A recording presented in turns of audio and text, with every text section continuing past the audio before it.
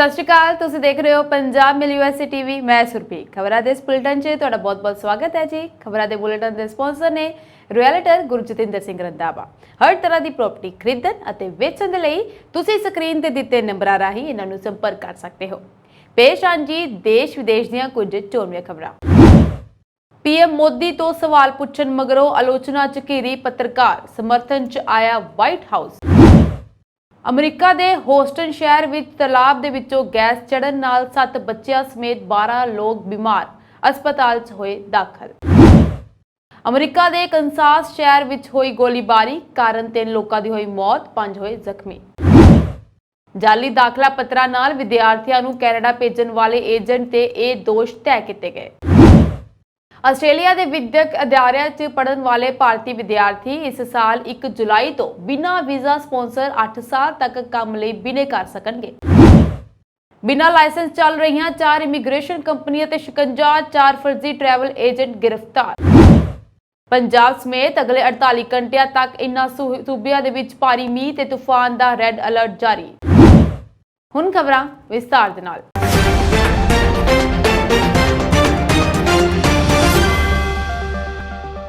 White house ने इत्थे राष्ट्रपति जो बाइडन नाल सांझी प्रेस कॉन्फ्रेंस दौरान प्रधानमंत्री नरेंद्र मोदी नूं सवाल करन दे लई सोशल मीडिया ते एक अमरीकी पत्रकार ते हो रहे हमलिਆਂ ते निखेधी करदिआं इस नूं पूरी तरह अस्वीकारयोग करार दिता है। पिछले हफ्ते द वॉल स्ट्रीट जर्नल की रिपोर्ट सबरीना सिद्दीकी ने प्रधानमंत्री मोदी नूं भारत विच घट गिनतियां दे अधिकारां बारे सवाल करदिआं पुछिया सी कि उन्हां दी सरकार इस दिशा विच सुधार लई किहड़े-किहड़े कदम चुकण बारे विचार कर रही है। संयुक्त प्रेस कॉन्फ्रेंस तो एक दिन बाद रिपोर्ट की सोशल मीडिया ते मोदी नूं सवाल पुछण दे लई आलोचना की गई अते कुछ लोगों ने दोष लाया कि वो पहला तो योजनाबद्ध तरीके दे नाल सवाल पुछ रही सी।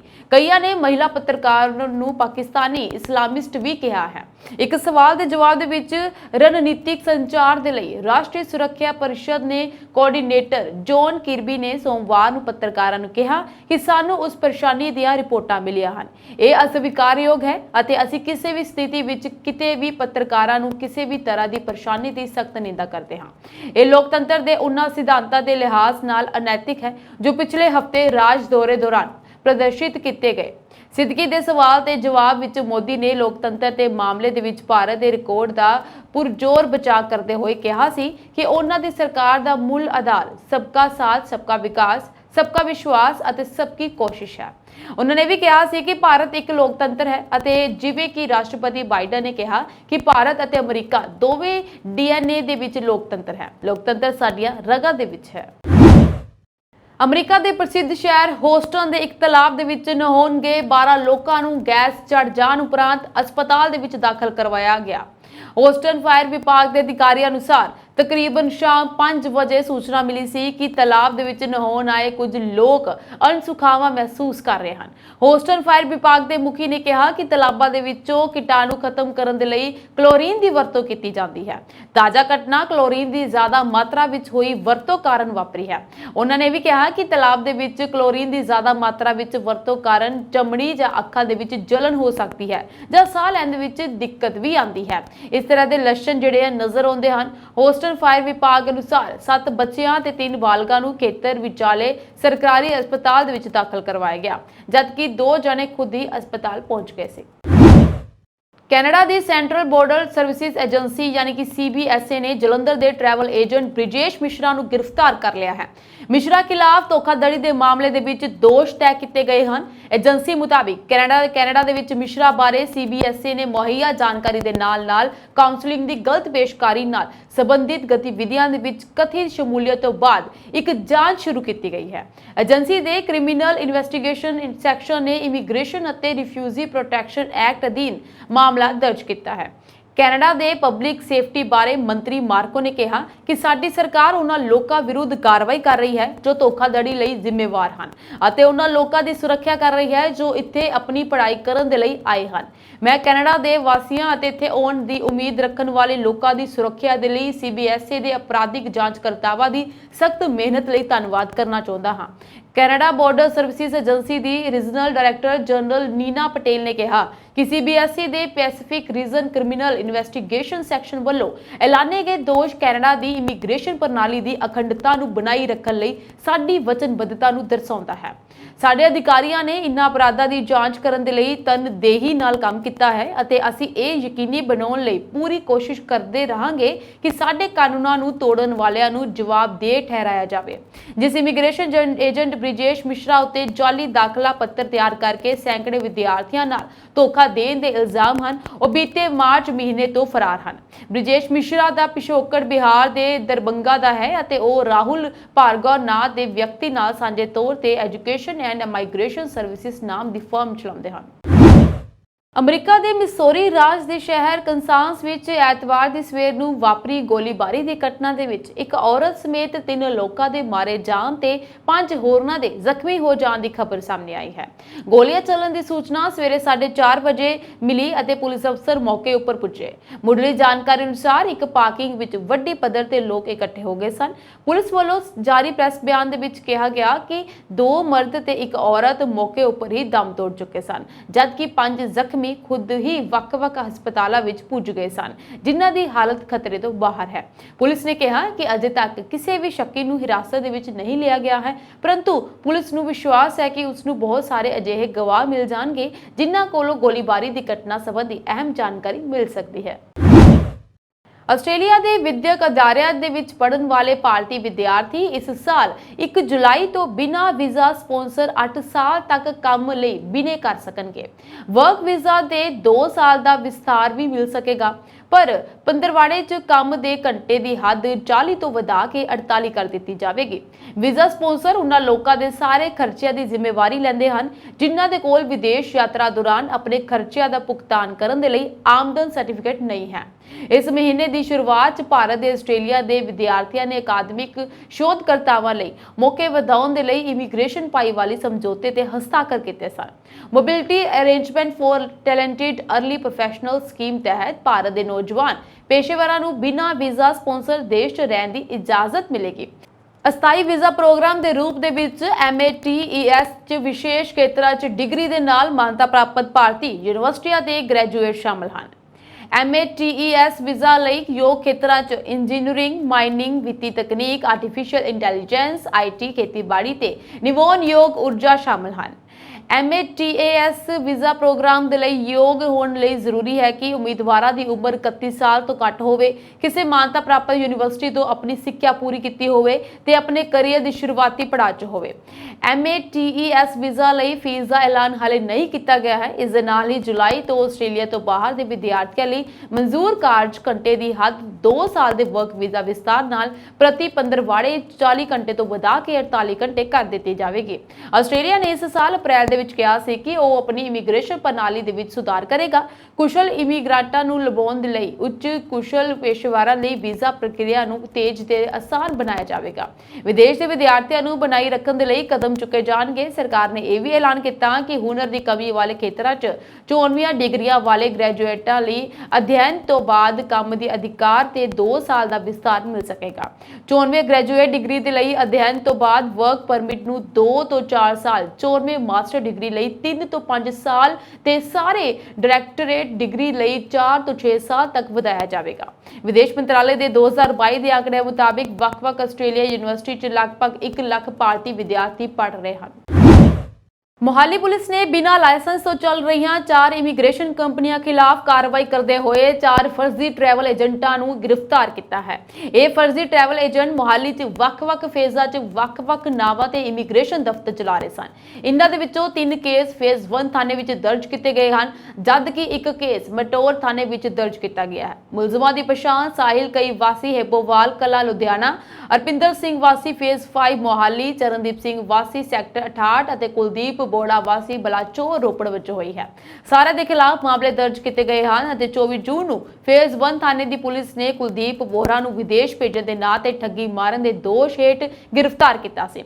ਮੁਲਜ਼ਮ ਨੇ ਬੀ ਟਾਊਨ ਓਵਰਸੀਜ਼ ਨਾਂ ਦੀ ਇਮੀਗ੍ਰੇਸ਼ਨ ਕੰਪਨੀ ਖੋਲੀ ਹੋਈ ਸੀ। ਉਹ ਸੋਸ਼ਲ ਮੀਡੀਆ ਤੇ ਇਸ਼ਤਿਹਾਰ ਤੇ ਦੇ ਕੇ ਲੋਕਾਂ ਨੂੰ ਆਪਣੇ ਜਾਲ 'ਚ ਫਸਾ ਲੈਂਦਾ ਸੀ।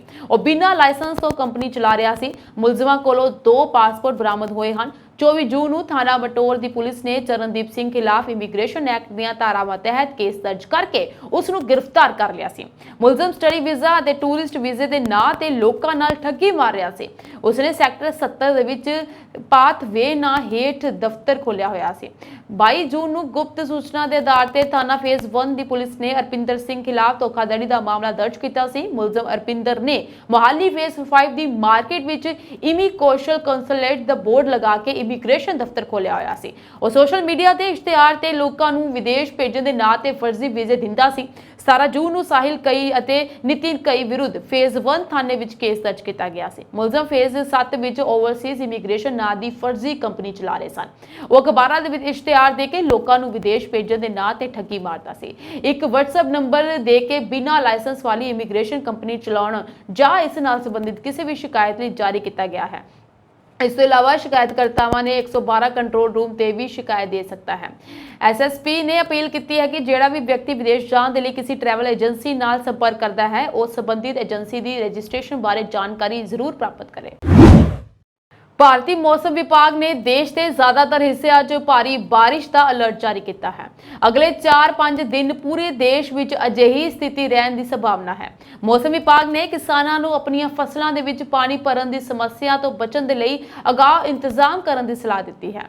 ਮੌਸਮ ਵਿਭਾਗ ਵੱਲੋਂ ਕਿਹਾ ਗਿਆ ਹੈ ਕਿ ਹੁਣ ਦੇਸ਼ ਵਿੱਚ ਮੌਨਸੂਨ ਕਾਫੀ ਸਰਗਰਮ ਹੋ ਗਿਆ ਹੈ।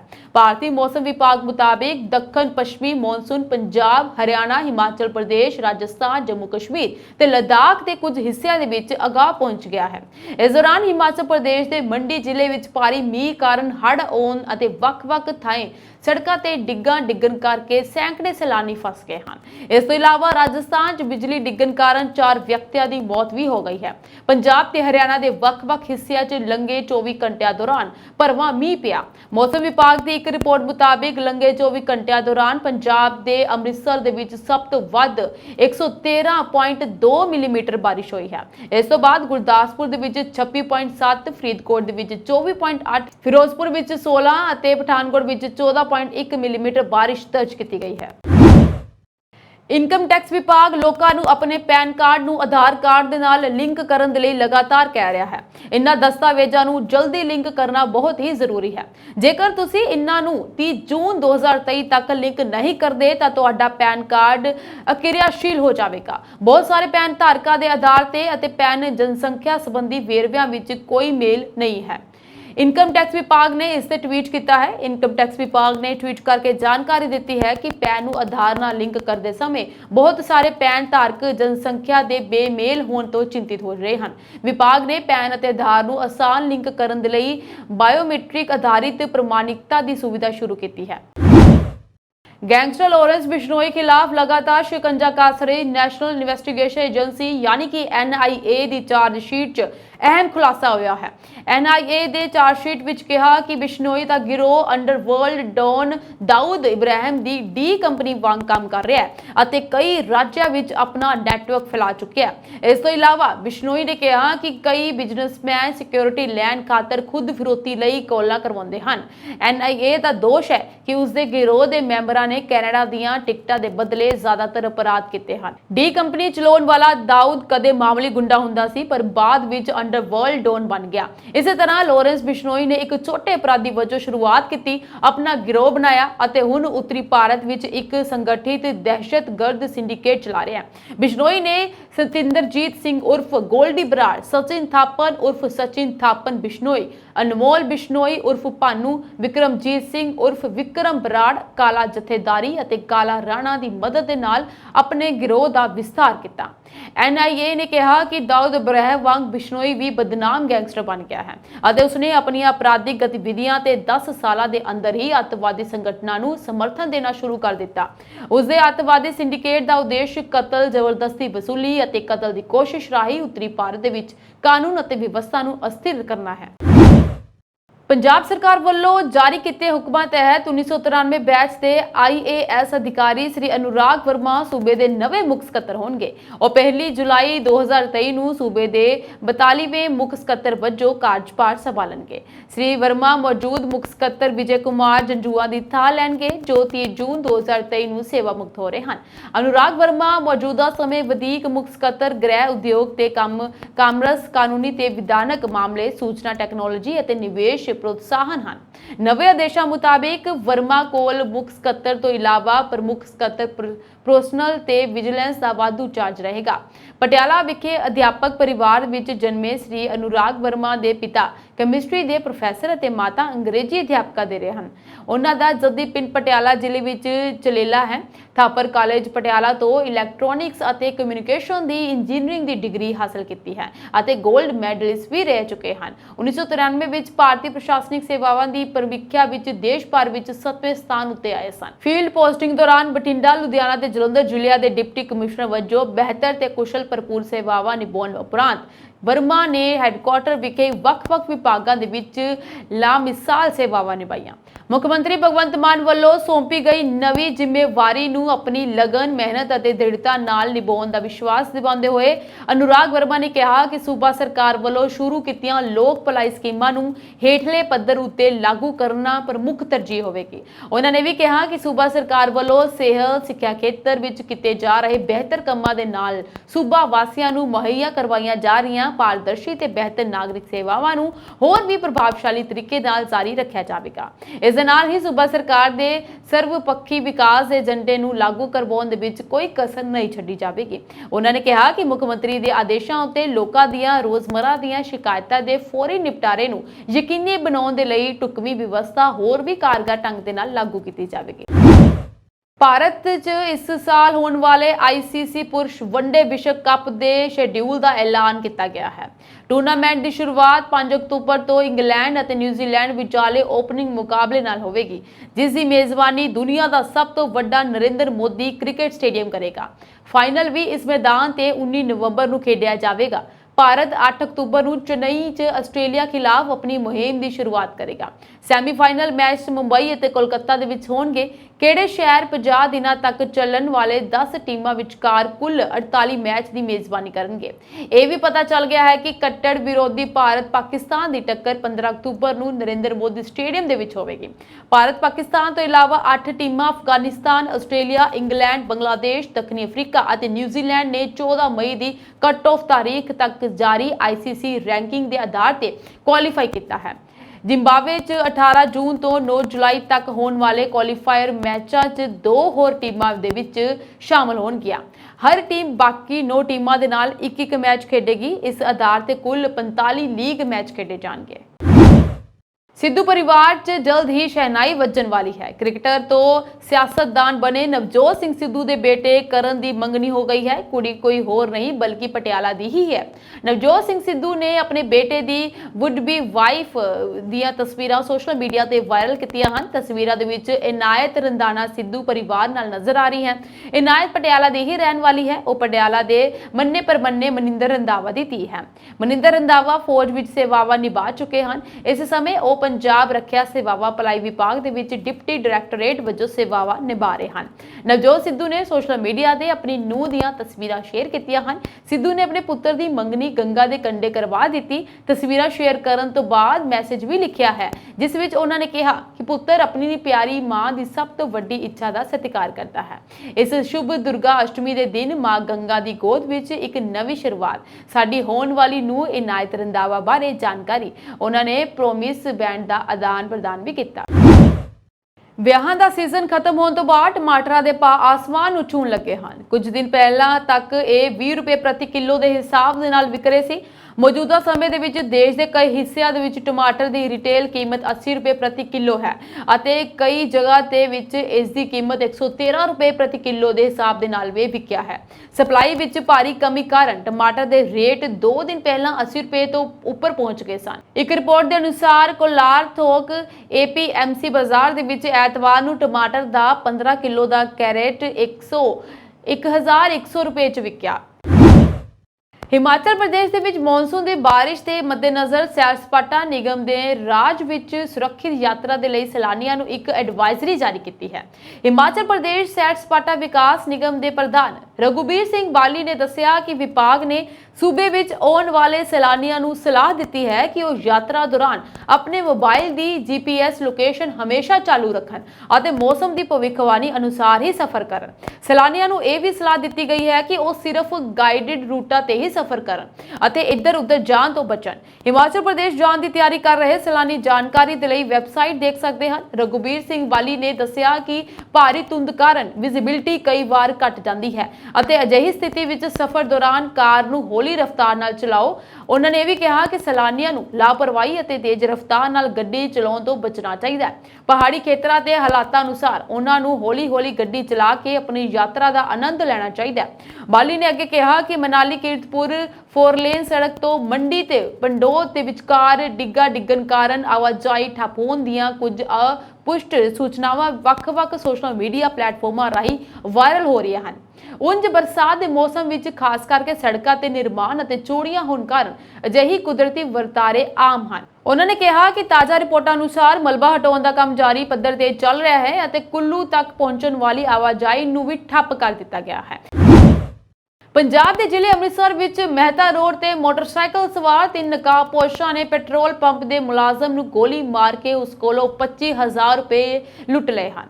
ਵਾਰਦਾਤ ਨੂੰ ਅੰਜਾਮ ਦੇਣ ਤੋਂ ਬਾਅਦ ਨਕਾਬਪੋਸ਼ ਫਰਾਰ ਹੋ ਗਏ। ਸੂਚਨਾ ਮਿਲਦੇ ਹੀ ਮੌਕੇ ਤੇ ਪਹੁੰਚੀ ਪੁਲਿਸ ਨੇ ਅਣਪਛਾਤੇ ਵਿਅਕਤੀ ਖਿਲਾਫ ਮਾਮਲਾ ਦਰਜ ਕਰਕੇ ਮਾਮਲੇ ਦੀ ਜਾਂਚ ਸ਼ੁਰੂ ਕਰ ਦਿੱਤੀ ਹੈ। ਜਾਂਚ ਅਧਿਕਾਰੀ ASI ਹਰਜੀਤ ਸਿੰਘ ਨੇ ਦੱਸਿਆ ਕਿ ਪੈਟਰੋਲ ਪੰਪ ਤੇ ਲੱਗੇ CCTV ਫੁਟੇਜ ਕੈਮਰਿਆਂ ਦੀ ਫੁਟੇਜ ਹਾਸਲ ਕਰ ਲਈ ਗਈ ਹੈ। ਗੁਰਸ਼ੇਰ ਸਿੰਘ ਨੇ ਦੱਸਿਆ ਕਿ ਸੋਮਵਾਰ ਸ਼ਾਮ ਨੂੰ ਉਹ ਪੈਟਰੋਲ ਪੰਪ ਦੇ ਵਾਹਨਾਂ ਦੇ ਪੈਟਰੋਲ ਭਰ ਰਿਹਾ ਸੀ। ਇਸ ਦੌਰਾਨ 3 ਨਕਾਬਪੋਸ਼ ਬਾਈਕ ਤੇ ਸਵਾਰ ਹੋ ਕੇ ਉੱਥੇ ਪਹੁੰਚੇ। ਲੁਟੇਰਿਆਂ ਨੇ ਪੈਸੇ ਉਸ ਨੂੰ ਸੌਂਪਣ ਦੇ ਲਈ ਕਿਹਾ। ਜਦੋਂ ਉਸਨੇ ਵਿਰੋਧ ਕੀਤਾ ਤਾਂ ਇੱਕ ਨਕਾਬਪੋਸ਼ ਵਿਅਕਤੀ ਨੇ ਪਿਸਤੌਲ ਕੱਢ ਕੇ ਉਸ ਵੱਲ ਇਸ਼ਾਰਾ ਕੀਤਾ। ਜਦੋਂ ਉਹ ਡਰ ਕੇ ਪਿੱਛੇ ਹਟਿਆ ਤਾਂ ਇੱਕ ਲੁਟੇਰੇ ਨੇ ਉਸ ਦੀ ਲੱਤ ਵਿੱਚ ਗੋਲੀ ਮਾਰ ਦਿੱਤੀ। ਦੂਜੇ ਲੁਟੇਰੇ ਨੇ ਉਸ ਦੀ ਜੇਬ ਵਿੱਚੋਂ 25,000 ਰੁਪਏ ਕੱਢ ਲਏ। ਇਸ ਪੂਰੀ ਘਟਨਾ ਦੌਰਾਨ ਲੁਟੇਰਿਆਂ ਦਾ ਤੀਜਾ ਸਾਥੀ ਲਗਾਤਾਰ ਆਪਣੀ ਬਾਈਕ ਸਟਾਰਟ ਕਰਦਾ ਹੋਇਆ ਉੱਥੇ ਖੜਾ ਸੀ। ਵਾਰਦਾਤ ਨੂੰ ਅੰਜਾਮ ਦੇਣ ਤੋਂ ਬਾਅਦ ਲੁਟੇਰੇ ਫਰਾਰ ਹੋ ਗਏ ਹਨ। ਸੂਬੇ ਵਿੱਚ ਵਾਤਾਵਰਣ ਅਨੁਕੂਲ ਜਨਤਕ ਟਰਾਂਸਪੋਰਟ ਸ਼ੁਰੂ ਕਰਨ ਦੀ ਦਿਸ਼ਾ ਦੇ ਵਿੱਚ ਇੱਕ ਵੱਡਾ ਕਦਮ ਚੁੱਕਦਿਆਂ ਪੰਜਾਬ ਦੇ ਮੁੱਖ ਮੰਤਰੀ ਭਗਵੰਤ ਮਾਨ ਨੇ ਲੁਧਿਆਣਾ ਅਤੇ ਜਲੰਧਰ ਤੋਂ ਈ-ਵਾਹਨ ਦੇ ਨਾਲ-ਨਾਲ ਅੰਮ੍ਰਿਤਸਰ ਵਿੱਚ ਵੀ ਈ-ਆਟੋਜ਼ ਲਈ ਪਾਇਲਟ ਪ੍ਰੋਜੈਕਟ ਸ਼ੁਰੂ ਕਰਨ ਦੀ ਪ੍ਰਵਾਨਗੀ ਦੇ ਦਿੱਤੀ ਹੈ। ਸੂਬੇ ਦੇ 47 ਸ਼ਹਿਰਾਂ ਦੇ ਵਿੱਚ ਵੱਖ-ਵੱਖ ਵਿਕਾਸ ਪ੍ਰੋਜੈਕਟਾਂ ਦਾ ਜਾਇਜ਼ਾ ਲੈਣ ਲਈ ਅੱਜ ਇੱਥੇ ਇੱਕ ਮੀਟਿੰਗ ਦੀ ਪ੍ਰਧਾਨਗੀ ਕਰਦਿਆਂ ਮੁੱਖ ਮੰਤਰੀ ਨੇ ਕਿਹਾ ਕਿ ਲੋਕਾਂ ਨੂੰ ਜਨਤਕ ਆਵਾਜਾਈ ਦੀਆਂ ਬਿਹਤਰ ਸਹੂਲਤਾਂ ਪ੍ਰਦਾਨ ਕਰਨ ਤੋਂ ਇਲਾਵਾ ਇਹ ਸਹੂਲਤਾਂ ਵਾਤਾਵਰਣ ਦੀ ਸੁਰੱਖਿਆ ਵਿੱਚ ਵੀ ਅਹਿਮ ਭੂਮਿਕਾ ਨਿਭਾਉਣਗੀਆਂ। ਉਹਨਾਂ ਨੇ ਵੀ ਕਿਹਾ ਕਿ ਈ-ਵਾਹਨ ਸੇਵਾ ਨੂੰ ਪਾਇਲਟ ਪ੍ਰੋਜੈਕਟਾਂ ਵਜੋਂ ਲੁਧਿਆਣਾ ਅਤੇ ਜਲੰਧਰ ਸ਼ਹਿਰਾਂ ਦੇ ਵਿੱਚ ਸ਼ੁਰੂ ਕੀਤਾ ਜਾਵੇਗਾ ਅਤੇ ਅੰਮ੍ਰਿਤਸਰ ਵਿੱਚ ਈ-ਆਟੋਜ਼ ਨੂੰ ਪਾਇਲਟ ਪ੍ਰੋਜੈਕਟਾਂ ਵਜੋਂ ਪੇਸ਼ ਕੀਤਾ ਜਾਵੇਗਾ।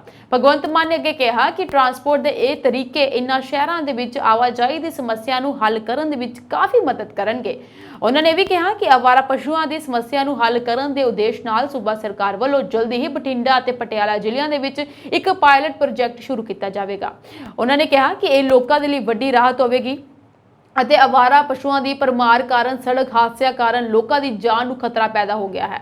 ਮੁੱਖ ਮੰਤਰੀ ਨੇ ਅੱਗੇ ਕਿਹਾ ਕਿ ਪਹਿਲੀ ਵਾਰ ਕਿਸੇ ਵੀ ਵਿਕਾਸ ਕਾਰਜ ਨੂੰ ਨੇਪਰੇ ਚਾੜਨ ਦੀ ਲੋੜ ਦਾ ਪਤਾ ਲਗਾਉਣ ਲਈ ਸੂਬਾ ਸਰਕਾਰ ਨੇ ਆਰਟੀਫੀਸ਼ੀਅਲ ਇੰਟੈਲੀਜੈਂਸੀ ਰਾਹੀਂ ਕੰਮ ਦੀ ਲੋੜ ਦਾ ਮੁਲਾਂਕਣ ਕਰਨ ਦੇ ਲਈ ਇੱਕ ਪ੍ਰੋਜੈਕਟ ਲਾਗੂ ਕੀਤਾ ਹੈ।